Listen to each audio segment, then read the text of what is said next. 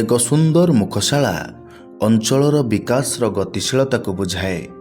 ବଦଳୁଛି ଓଡ଼ଗାଁ ସହର, ରୂପାନ୍ତରିତ ହେଉଛି ଅନେକ କିଛି। ଓଡ଼ଗାଁ ସହରକୁ ଏକ ଭିନ୍ନ ରୂପରେ ପରିକଳ୍ପନା କରୁଛନ୍ତି ନୟାଗଡ଼ ବିଧାୟକ ଡକ୍ଟର ଅରୁଣ କୁମାର ସାହୁ। ଐତିହ୍ୟ ସମ୍ପନ୍ନ ଓଡ଼ଗାଁ ସହରରେ ଥିବା ବିଭିନ୍ନ କାର୍ଯ୍ୟାଳୟର ମୁଖଶାଳାଗୁଡ଼ିକ ଏବେ ଆଧୁନିକତାର ରୂପ ନେଉଛି। 5T ରୂପାନ୍ତରଣ କାର୍ଯ୍ୟକ୍ରମ ଓ ନୟାଗଡ଼ ବିଧାୟକଙ୍କ ଉଦ୍ୟମ ବଳରେ ଓଡ଼ଗାଁର ବିଭିନ୍ନ ସରକାରୀ ଶିକ୍ଷାନୁଷ୍ଠାନ ଯଥା ବିଦ୍ୟାଳୟ, ମହାବିଦ୍ୟାଳୟ, ମିନି ଷ୍ଟାଡିୟମ ଠାରୁ ଆରମ୍ଭ କରି ଓଡ଼ଗାଁ ହନୁମାନ ଛକ ନିକଟରେ ଥିବା ସୁଉଚ୍ଚ ତୋରଣ ସ୍ୱର୍ଣ୍ଣ କଳସ କ୍ଷେତ୍ରର ମହାତ୍ମାକୁ ପ୍ରତିପାଦନ କରୁଛି।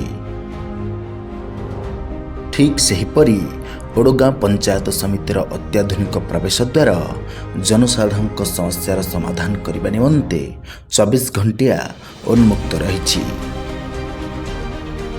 ଆମ ମହାବିଦ୍ୟାଳୟ ଆମ ସମ୍ମାନ ରାତିରେ ରୂପାନ୍ତରିତ ପ୍ରବେଶ ଦ୍ୱାରର ଦୃଶ୍ୟ ବେଶ୍ ମନୋରମ ଓ ଚିତ୍ତାକର୍ଷକ, ଯାହାକି ରାସ୍ତାରେ ଯାଉଥିବା ଯାତ୍ରୀଙ୍କୁ ଦେଖିବା ନିମନ୍ତେ ଘଡ଼ିଏ ସମୟ ଅଟକାଇ ଦିଏ। ବାସ୍ତବରେ ବିକଶିତ ଓଡ଼ଗାଁର ଅନନ୍ୟ ପରିଚୟ ରୂପାନ୍ତରିତ ମୁଖଶାଳା ଓ ଏହାର ସ୍ରଷ୍ଟା ଡକ୍ଟର ଅରୁଣ କୁମାର ସାହୁ।